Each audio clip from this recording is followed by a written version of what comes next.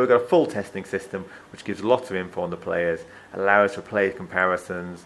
It really fits into a serious fitness culture of the club. But on a drawback, it's a big effort to coordinate and continue to do it consistently. So there literally are pros and cons to these. So there's nothing right or wrong about what you need to do. As we go through it, it'll become more clear and evident towards yourself.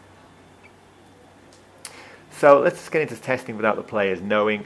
So basically the way you do this is you're going to give a player an exercise to do.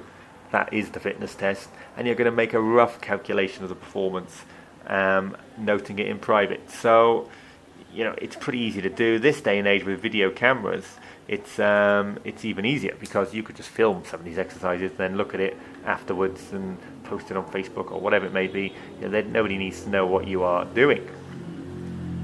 So the tests to include, just 4 tests I would use: an agility run, just to see who can do, what can't do, or as in rough numbers of the squad. 2 quick simple strength exercises, sprinting, and then again an aerobic fitness test. That'll be enough for you to have a look at base measurements of the squad. And what we're not doing is we're not taking individual scores, we're trying to look for the general score. So let's look into it a little bit more accurately. So for the agility thing, all we're going to do is to get them to do backward or backward diagonal runs. So this is in the phases of the agility training we've discussed already.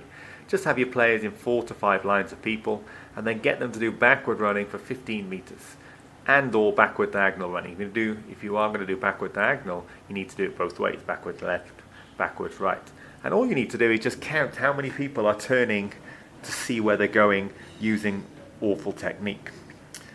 Just do this for the whole time. So you're doing it in the line. So there's 5 lines of 5 people. First line, right, 4 out of the 5 messed it up.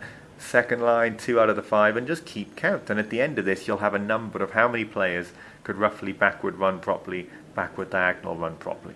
And once you've got that number, maybe half the team could do it well, half the team were looking to see where they were going. That gives you an idea. You've got 50% efficiency in backward diagonal and backward running. What I do normally is start with backward running, and if you're up at over 50%, then or you haven't got to the phase of backward diagonal, then I wouldn't introduce that until you're getting a bit more mastery. Then with that guide, you can say, right, let's do a month of agility training. Then you do that drill again, and then you'll see how many people are now able to move backwards and with good mechanics. So it's a simple agility test. Then what I would do as far as getting the sprinting going, I would group the players by similar position: back row, front row, back 3, etc. And then you can have the players assume a starting position, doesn't matter which one, as long as you're consistent. So 2-point stance, upright stance. Then have them get somebody else to call them. If you're working on your own, get somebody else to give them the mark, set, go. Be pretty strict on the false starts. Then just time how long it takes the middle person of the group. So the way to work out the middle person of the group is, if you've got in a line of 6, then you're just thinking, I'm going to time the 3rd guy. If you've got a line of 8, I'm going to time the 4th guy.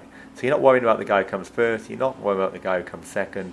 It just gives you a real general measure. Right, done 100 meters, or 1 length of the field, which may or may not be exactly 100 meters. It's the middle guy got 16.1 seconds. That's my score for second rows.